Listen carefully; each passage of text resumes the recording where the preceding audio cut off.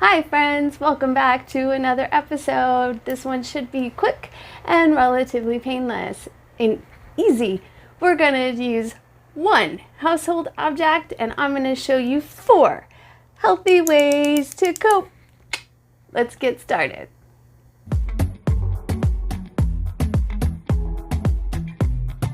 Hi friends, sorry I'm up in your face, but I am sick, I don't feel well, and I don't look very good either.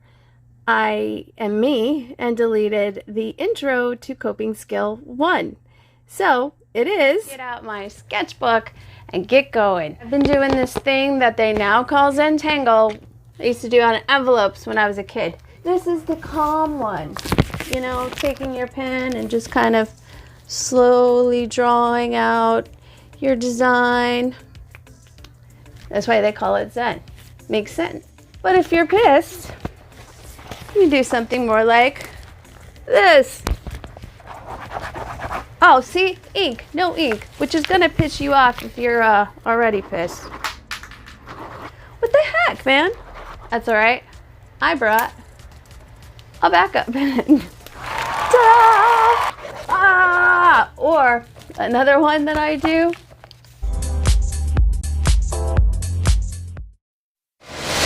If I didn't say this already, subscribe, get notified, and like or down like my video. Now, what do you do if you don't have a piece of paper or sketchbook handy? That one's easy. Just use yourself. Use any part of your body that you wish you have, or you can do, again, like the Zentangles, the little, slow, and you can use any part. I do suggest you use washable ink. Whether or not this is washable, I have no clue. As you saw, this is a backup pen, so I will find out when I get in the shower. This is a good alternative to cutting. And I can say that with semi-authority because I talked to my therapist about this. I got this one from her, actually. I don't cut. I get the cutting thing because I personally need a release and I throw stuff. This one, you press a little bit harder. Now I do have a little bit here because this is take 2.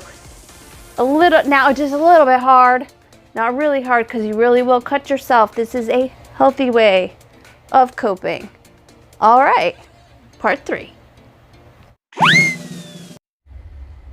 Coping skill 3 of things to do with a pen is probably my personal favorite. I have been journaling since I was a kid. I got my first journal like most girls do that has a little lock on it. I grew up with a toxic parent, a very toxic parent, a toxic mother in fact, which is a big part of the reason I go to therapy and have been in therapy for such a long time. The one cool thing about this toxic parent is that she promised and kept the promise of not disturbing my privacy. It has always been extremely cathartic and extremely insightful. It is especially good for somebody with a mental illness like bipolar. I can notice from my handwriting and the things that I draw when I am in a hypomanic state. I have bipolar 2, not bipolar 1, and when I'm in a depressive state. Now, I don't, of course, have other mental illnesses, but I'm sure there are things that would also help you see maybe some episode coming or give you some insight into what might help you see those episodes come, or things to talk to your psychiatrist, physician, or therapist about. Journaling is a fantastic way of coping. Whether or not you feel like you're a writer, just get in there and let it flow. Oh, I forgot to mention one mental disorder that journaling happens to help with as well. And I forgot to mention it because it's so common. I guarantee at least one of you here has this affliction. Anxiety. Don't forget, because I hardly ever tell you guys this, and this one I'm hammering it home. Like or down like, subscribe, and get notified to the channel. Here's number 4 of things to do with a pen to cope in a healthy way. I am all tangled up in my mic. I don't know if that last clip had mic sound or not, because I wrap it around my neck in between takes, and that's why this happens. I hate wires.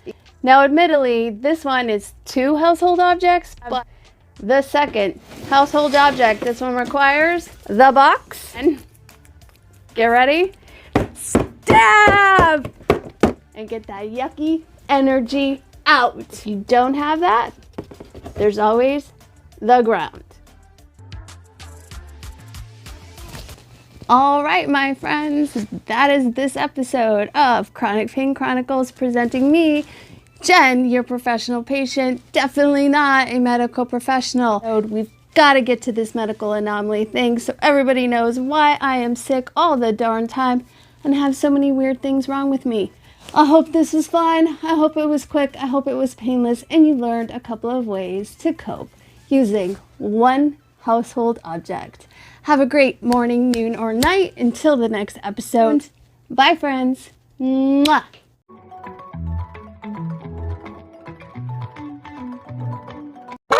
Here's number 4